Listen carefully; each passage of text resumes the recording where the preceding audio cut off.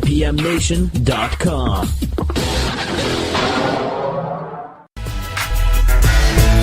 Live from the Transitional Radio Uplink in Cuenca, Ecuador, you're listening to All Natural Being with guest host Henry G. Noel. What's the G stand for?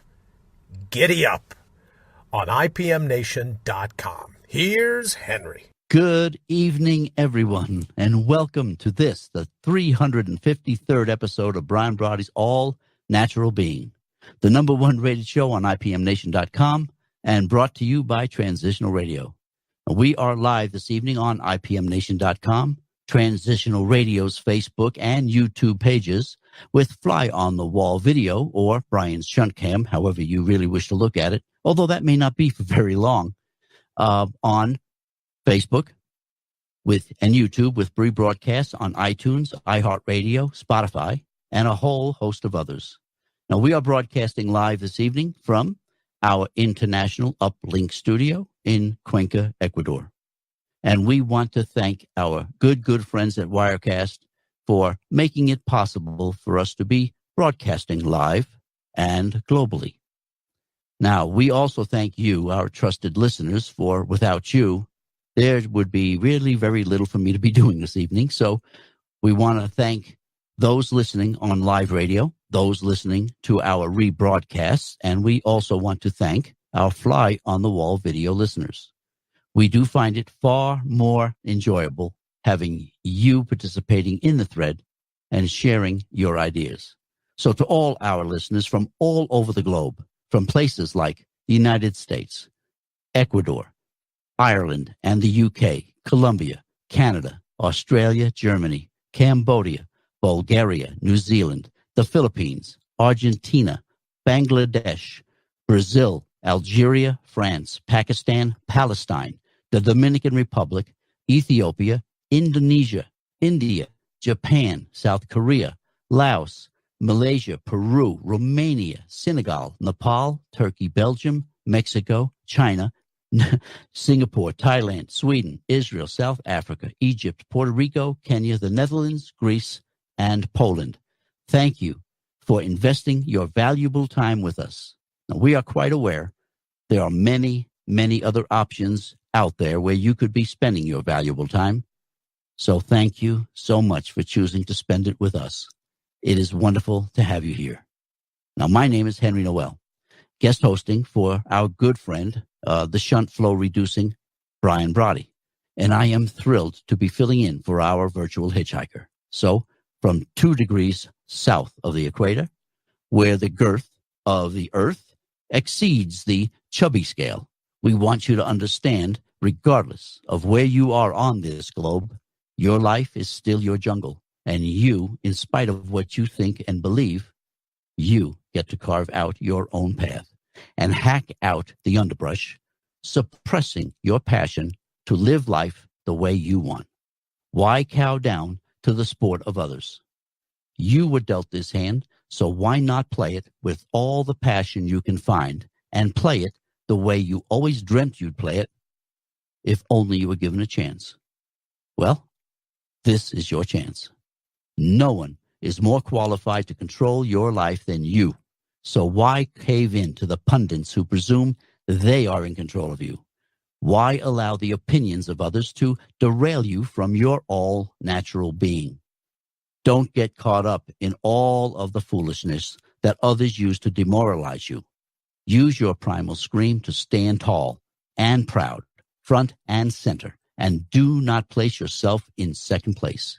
You're better than that, and we're here to ensure you have your rock star moment as your friendly force, placing your heart's highest priority, top of the list, reinstating the true wisdom and wallop of your inner whisper, pushing you to terminate the turmoil in your life and limit the liability of your luggage and streamline your sensibility so you can face this insane world head on and out brutal the brutal. All this so you can bring on your own bold once and for all. So get prepared for audio acupuncture, where we treat all the points of your chronic philosophical pain. providing auricular therapy to reduce your anxiety, medical qigong for your mind, body, and spirit, and Reiki for your rationality, all to provide a natural healing approach to the medical mayhem we call life.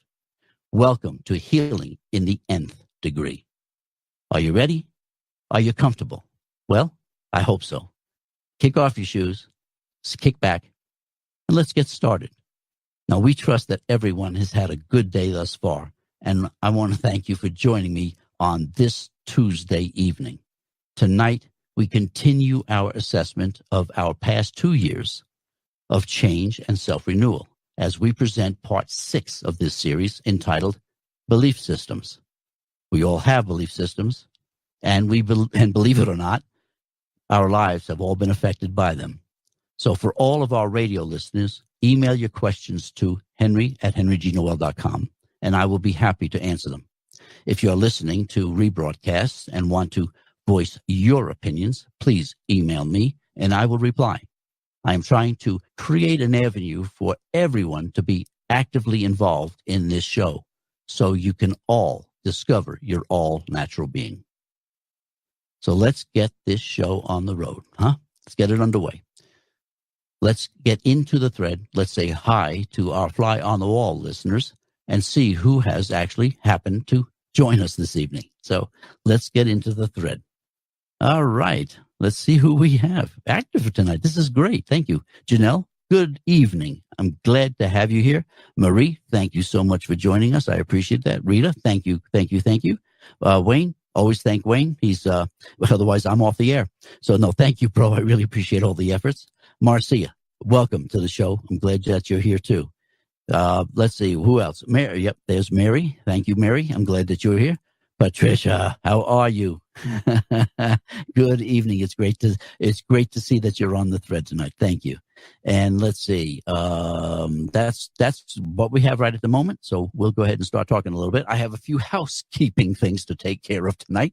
So we'll get into that right away.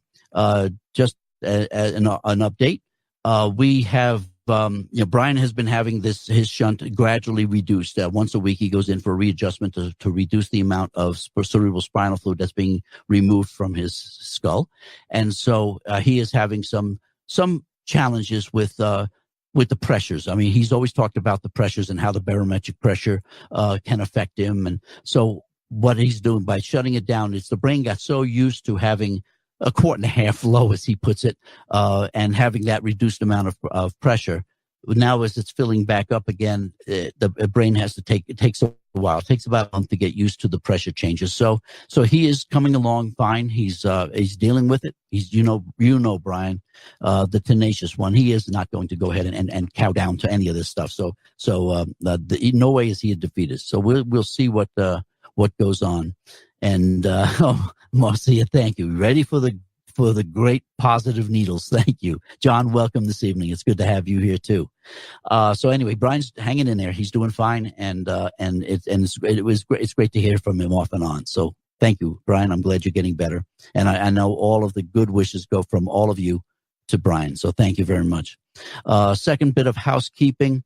I will not be on air tomorrow. I have a meeting I have to go to, so I will be doing that. Instead, it's about a 5-hour meeting in the evening, so I will not be broadcasting tomorrow, but we will be back on Thursday with Free for All Thursday, so that you guys get to, having listened to me on Sunday, Monday, and tonight, with some heavy stuff. I get to listen to you guys. You guys can vent. You can tell me how crazy I am, and tell me what I'm doing, what I did good and what I did poor, and what needs to be readjusted, and that you just simply don't believe me. That's fine. That's, whatever it takes. So, thick skin, thin head, but thick skin. So just don't hit me with a hammer and I'll be just fine. So it's not a problem. As far as everything else is going, to according to Hoyle. So tomorrow, like I said, tomorrow night I will not be on air, but on Thursday we'll be back for a Free for All Thursday, and then we'll be back again. That'll be the last show for the week, and then we'll kick it right back in on Sunday evening. So that's where we are at this point, and I think that's all my housekeeping duties. I don't know, Rita, is that all done with my housekeeping duties, or do I still have the dishes to do? not sure. I got to double check and see. So we'll see how things go. Anyway, tonight's topic we're going to get into is, oh, Mary, thank you very much. Just prayed for him as well this morning. Thank you. I believe me, all the prayers out to Brian. Thank you, Patricia. Absolutely. We want him back. I want him back. He's got big shoes to fill. Let me tell you, I'm drowning in these shoes. So yeah, thank you. I'd love to have him back as quickly as possible. So thank you all. I really appreciate that. So again, tonight we are going to be discussing a rather very light subject called belief systems. Wow. And I'm telling you, it is very, very, very heavy. This is a really tough subject to get into because of how convoluted it is. But we will get into the very beginnings of it anyway, because there's no way I can really cover belief systems in one night. So this will cover several days. And Candace, welcome. I'm glad to see you join the thread. Looking forward to your comments as always, and everyone else. Thank you very much. So let's see. We'll go ahead and get into this, and we'll make stops here and there and identify and talk to you folks here and in the thread. And again, I'm sure that you are passing on all of your good wishes to Brian, because I know he gets into this and he listens to them all and he reads them all. So thank you again. All right. So tonight we are going to continue with our assessment of the past 2 years of listening to this show and are seeking to change, self-reflect, and self-renew. Now, in part 1, we discussed honesty and the importance honesty plays in our desire to change and self-reflect and self-renew. But in part 2, we looked at fear and the devastating effects fear plays on our lives, past, present, and future. And we also presented ways we can reduce the amount of fears dictating our lives. In part 3, we discussed hate and how hate develops from where hate develops, and what we can do to stop hate. We also discussed social categorization and its role in creating hate. In part 4, we discussed labels and how we are not the labels that we identify ourselves with, the negative impact that labels have on us, and society's guilt in using labels to profile and categorize everyone. And again, the social categorization that comes from the labels. In part 5, we barely touched on guilt. We identified where guilt comes from, and we talked about reasons why we harbor guilt. We touched on some effects that guilt has on our health and our lives, and we barely got into some of the ways we can reduce our guilt. Now, we also demonstrated how each of these topics affect each other and how they are so intertwined in their weaving the tapestry of our lives. Now, tonight, we add to our convoluted tapestry of life by injecting belief systems into the mix. But because of the expansive way belief systems affect us and our perceptions, tonight, as I said, I am only going to begin the introduction of belief systems. Now, belief systems will be covered over the course of several evenings because of the seriousness and the gravity with which belief systems affect us in our lives. So with that said, let's get into this very controversial topic and see what rabbit holes we can delve into and still come out somewhat unscathed. Changed, perhaps, but relatively unscathed. Ready? So let's get into this. All right, belief systems. Number 1, they are as numerous as there are ideas. Just about anything people justify as reality becomes belief systems.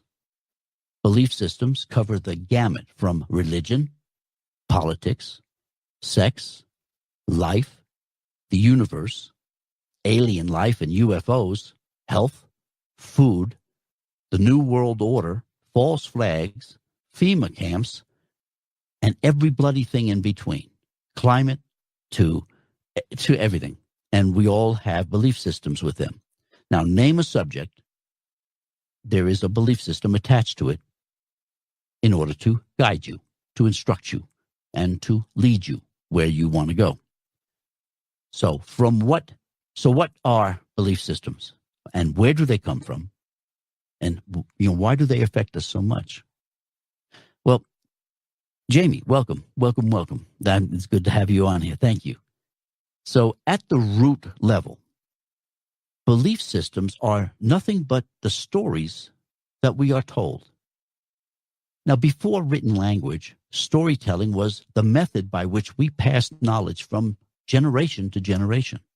We told stories to teach history, to prepare the youth for adulthood, to give credibility to the tribe for our existence, to lay down a direction for the future. Stories were the means with which we justified our existence, thereby solidifying our place in this reality. Our place in this reality becomes our society, and the stories affirm our society became our belief systems. You see, this is where it all started, because this is what we have to do. It's belief systems are the things that we believe in.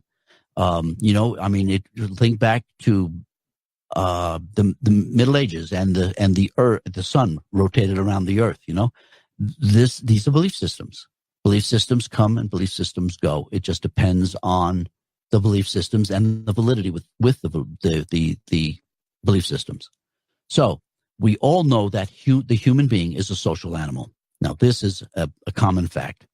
Now, moreover, the human being is defined as a rational being, although by times you'll find it pretty hard to believe that.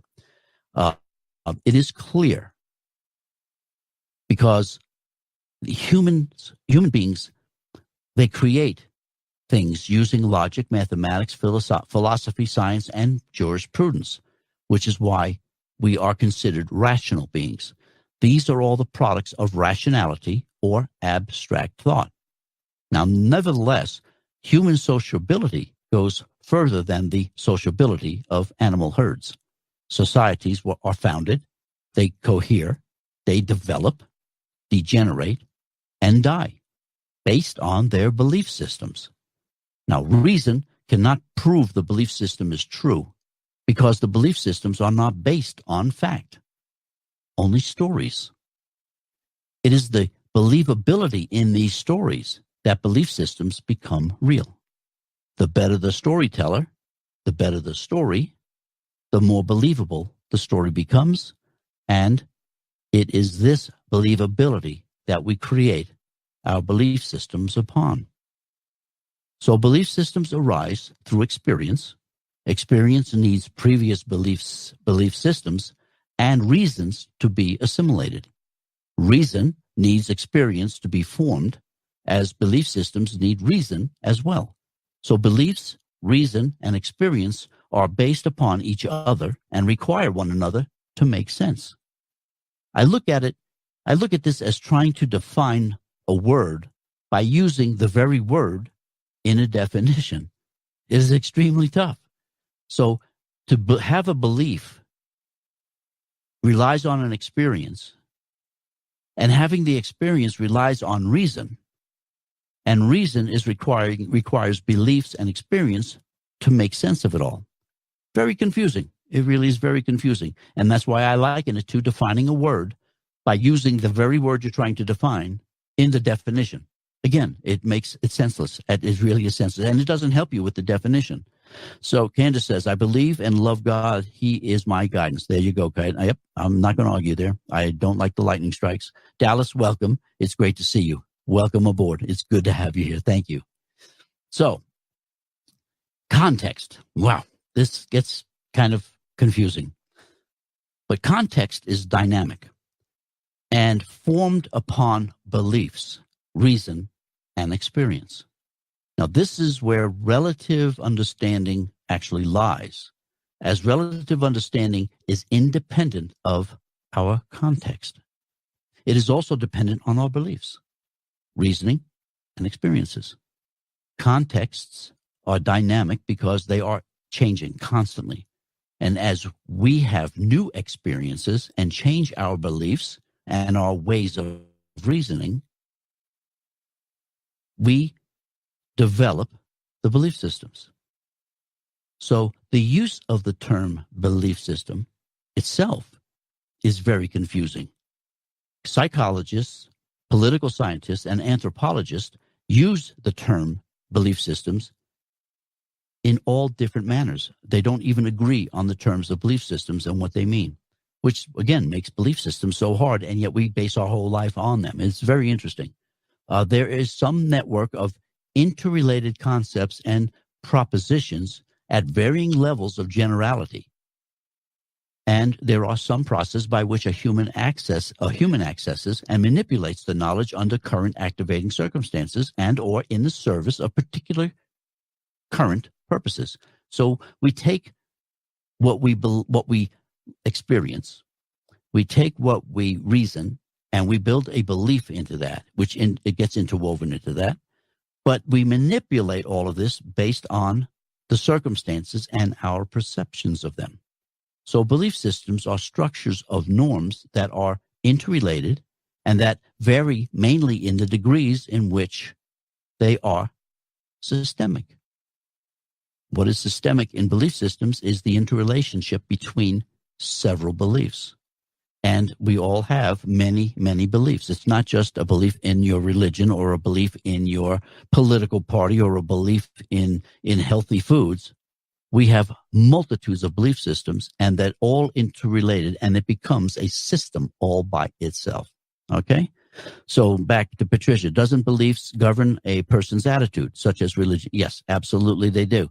As well as belief systems in sex, as belief systems in just about every fabric of our lives. Belief system, the big belief systems that we always harp on are the religion and the religion ideology, but also in politics. Those are the two big ones, religion and politics. But belief systems are throughout our lives. They are in everything that we do.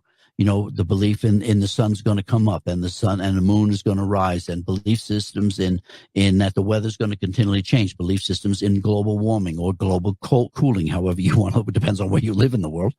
And beliefs in that the plates on the earth move, but tectonically. So yeah, we have a multitude of belief systems, and it's very difficult to try to corral all of these things without them being so interwoven and systemic in their nature. Foods, healthy foods. What I believe is a healthy food for one person, for me, may not be what someone else believes is a healthy food for them. It's a belief system. So it really goes deep, and that's why I'm going to get the beginning of this, because it is so convincing.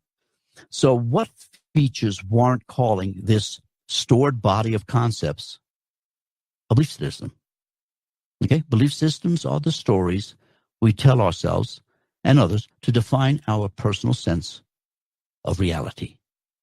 Every human being has a belief system that they utilize, and it is through this mechanism that we individually make sense of the world around us. Perceived reality is constructed by means of systems of signs being affected and being changed by the means of belief systems. So as a belief system becomes archaic or doesn't seem to fit the norm anymore, we change the belief system. So like they did in the Middle Ages, they decided the sun doesn't go around the earth goes around the sun. Heresy at the time, of course. I'm sure Galileo had to apologize for all of that, but that is what they discovered. So it is extremely important to understand that because belief systems come and go, there's very little to hold credence in them, because they seem to be temporary, because they're based not on fact. They're based on stories, what people believed. Alice, welcome. It's great to have you. Good to see you. We're talking about belief systems, and I'm only going to touch into the very beginning of it because it is such a very tough subject to cover in just one night. So we're going to do this over several evenings to really get into this. So, a subject cannot understand a sign without talking about a system that has learned socially and that allows them to make sense of the perception. See, perceptions, again, are part of belief systems. It's our perceptions. And this is what makes it so tough. So in the same way, the classification of signs in closed topologies can be deceptive, since the status of the sign depends strongly on the form in which the sign is used within the belief system. So Patricia says, my beliefs come from peers, parents, teachers, and friends, but I have to pick and choose what fits me. And that is exactly what we all do. And that is really the fact. It is really tough because, and a lot of times we have to take what we've learned from our peers, our parents, our teachers, and our friends, and toss them out the door because it doesn't fit what we see or what we think. So it is tough. It is really tough. Jamie, I should have smoked a joint first. Well, I told you it's going to be a heavy subject, and it's going to get heavy from here on in. It really is. This is tough when we're dealing with life and the way we see life, and we tend to look at life simplistically, but who we are is composed of so many things that we don't even realize that it isn't who we are. We're not who we think we are. And it is the discovering, and that's what change is all about. That's what self-renewal and self-improvement is all about. That's what what this whole show is about, was to thicken people's skins, take on your own bold. That's what all of these things we cover in the beginning when we come into this show. This is why we state all of these things, so that people do understand that, wow, I thought I understood who I was, and I really don't. And I really need to I need to learn to understand it. So that is what the whole purpose of this is. So anyway, a signifier can nevertheless be iconic in a belief context and be symbolic in another context. And so what this is trying to say is that beliefs change and are used in whatever context seems to fit our purpose at the time. And so it continues, or it even fuels the fact that the belief systems are just based on fabrications, or based on the wrong information, or based on just on thin air half the time, just on stories. So it is really difficult to really understand where all of this really leads to, except that the reason we need to really pay attention to this stuff is the fact that we live our life based on our belief systems. And if our belief systems can actually be shown to be erred, then we are living an erred life. So the question then goes to you is, do you want to understand and know the truth and live the life that you should be living or could be living? Or do you continue to go down the path that you're going down, live the misconception or the outright lie, and be content and go on your merry way? That's an individual choice. It's an individual want or desire. And that's why we lay this data out for you. It doesn't matter what you choose to do. What matters is that you choose. And you can choose the rabbit hole, which I love being in the rabbit hole because it makes much more sense to understand what's going on in this world than it is to just simply take religious, political, or other belief systems as, well, to coin religion, as gospel, because there are errors in all of these, complete errors. And that is what I'm trying to expose for everybody, is that understand that what we've counted on our lives is errored. It doesn't fit the story anymore, or the story doesn't fit the times. So when we look at, let's look at specifically, and we'll get really into this in another evening. Religion. You have Catholicism that follows the Bible. You have the Judaism that follows the Torah. You have Islam that follows the Quran. 3 books.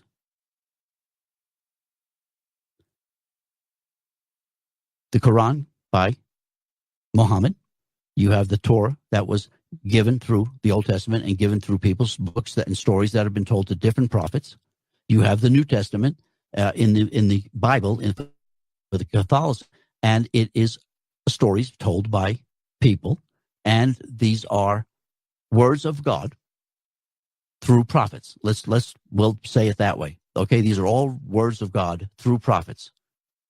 So if they're the words of God, why don't all three books say the same thing? I mean, did God have to edit something? Did he change his mind or have an epiphany? Or was there several gods talking to the prophets to give them different stories? To me, if it came from God through prophets, it should be all the same, unless the prophets made mistakes. I mean, again, I'm just trying to be logical with this because that's what humans are. We are trying to be logical and in our rational in our thinking. But doesn't it make sense that the three biggest religions have three different books that preach three different things, and they all came from the same person? Sorry, I have to question that. So anyway, this is what I really want to go through. This is how I'm going to attempt to try to break down the belief systems and make a better understanding of what goes into it, not just religion, but politics. And like I said in the very beginning, we have belief systems that deal with all the aspects of our lives. And that is what is so difficult, to place your finger on a pulse of just one thing, whether it is the idea of the universe, or whether it's alien or UFOs, whether it's health or food, or false flags, FEMA, or anything else that we deal with. We all have belief systems. Some of these belief systems we love to refer to as conspiracy theories, but they are belief systems. People believe that. And they have every right to believe whatever they wish to believe. But this is what it all is. And then the conflict happens is when we try to put one belief system over another, or we try to impose our belief system on somebody else. And we experience that every day in the world. And you see it, the politics trying to impose one view over another, or the religion trying to impose one view over another, the government trying to impose one view over all of the other countries. This is what we do. So to jump back into the thread, because I've kind of slipped a little bit, Maria, if someone else's belief system encroaches on me, there you go. See, I just talked about that. Candace says, because man changed it, not God.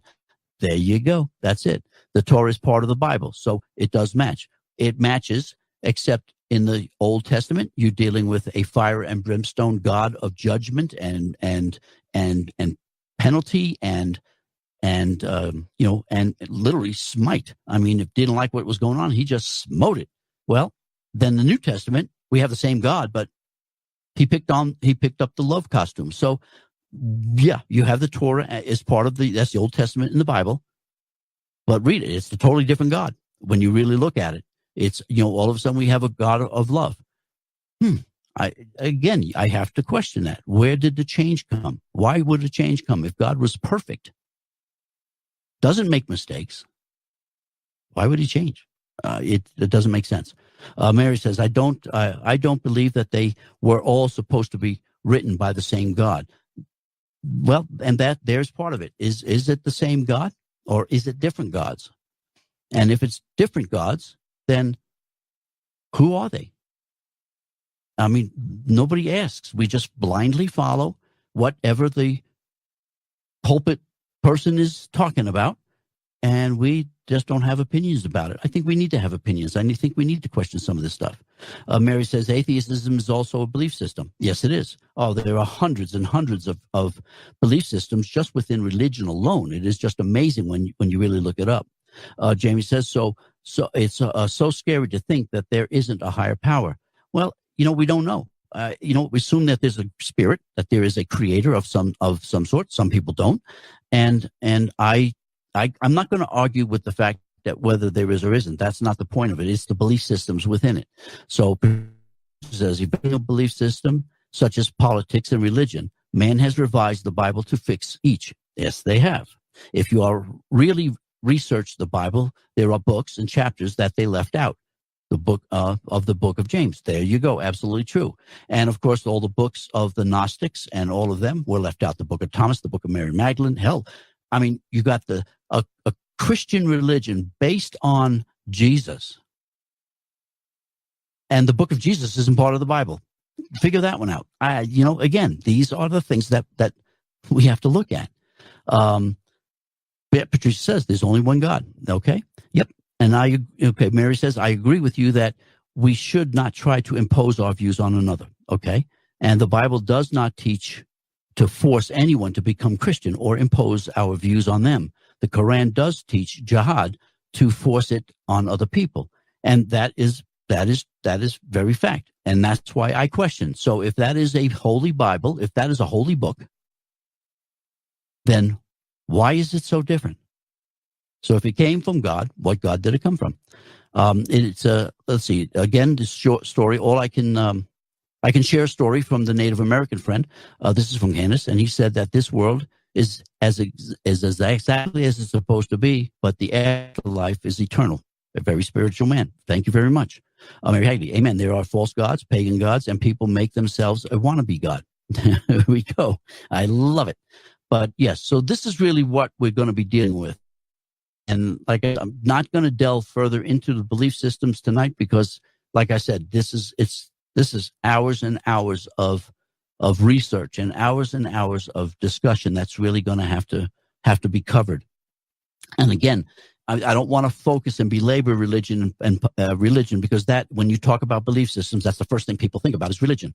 But I want to delve into a lot of the other belief systems that we have and the reasons we have them, because that is really what will get you to start to question the other belief systems. And that's really what's going to be tied into it.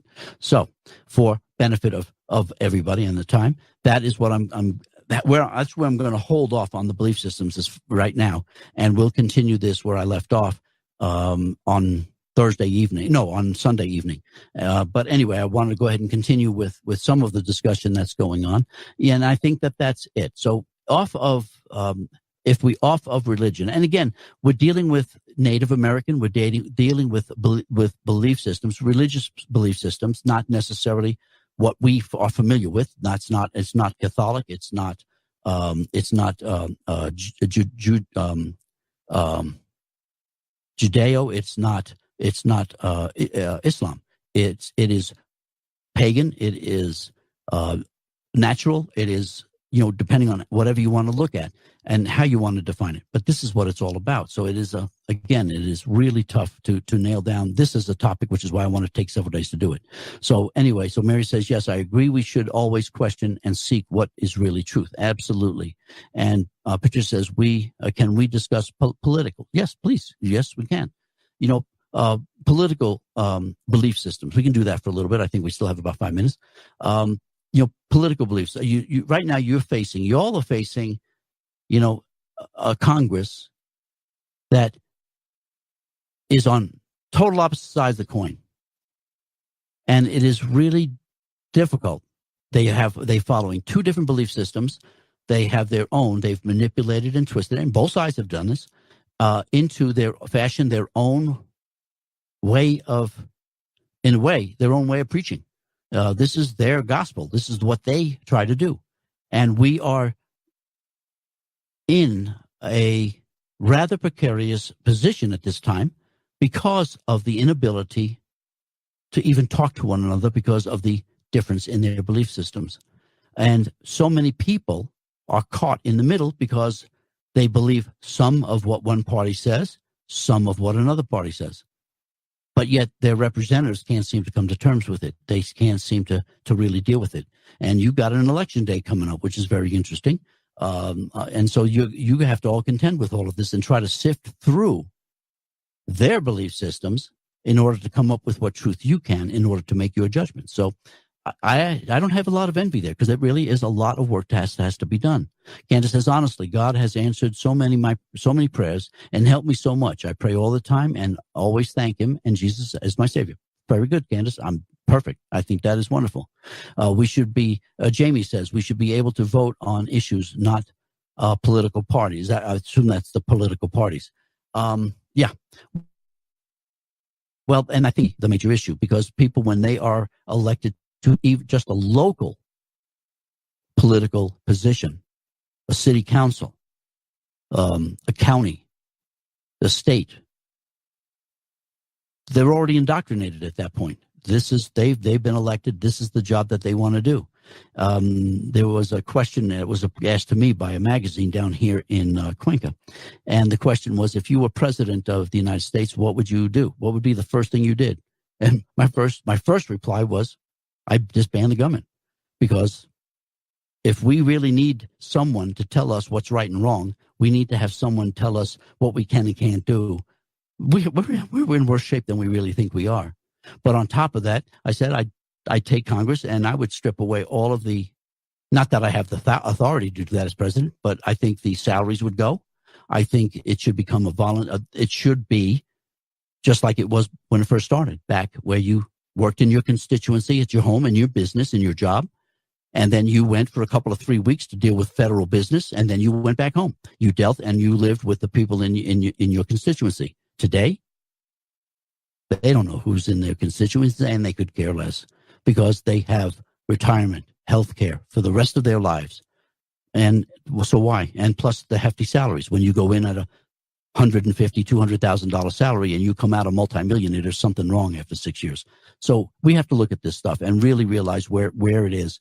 And when you realize that someone finally, someone new gets elected, they're in for 6 months trying to learn the system, and the rest of the time they're vying for re-election. So where are the issues really being taken care of? And they're not. And it's you all that pay the price. Citizens of the country pay the price. And it's not just the U.S. This is everywhere. This is the way it is everywhere. And that's the big issue that we have. Oh, we're coming up on my final minute. I guess I'm getting a signal from my brother. So anyway, I want to thank you all again for entertaining this, putting up with this. Is a tough subject. Like I said, this steps on a lot of toes.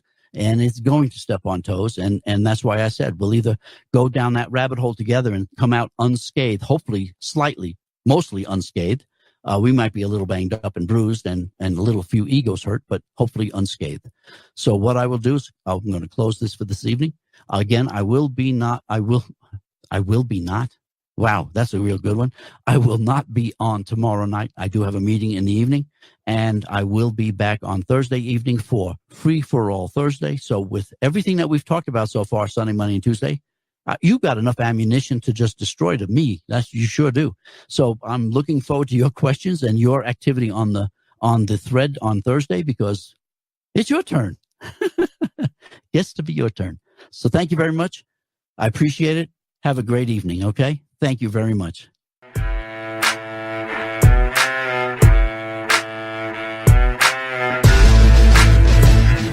IPMNation.com